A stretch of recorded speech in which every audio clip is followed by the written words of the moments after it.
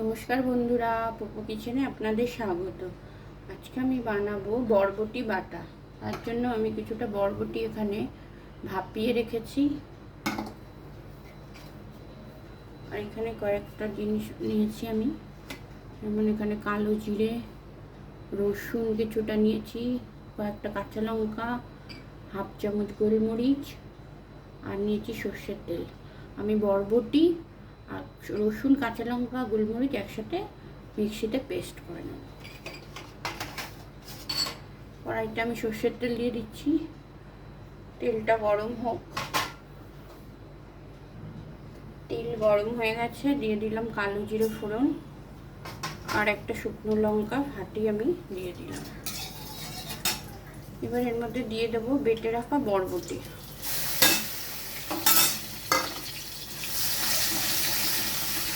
এটা ভালো করে আমি নাড়তে থাকবো। এবার আমি দিয়ে দিচ্ছি লবণ। এবার আমি ভালো করে এটাকে ভাজতে থাকবো।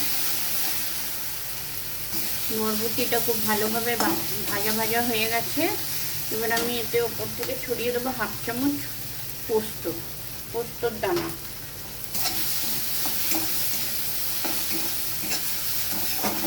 এবার আমি এটাকে নামিয়ে নেব। তৈরি হয়ে গেল বরবটি বাটা।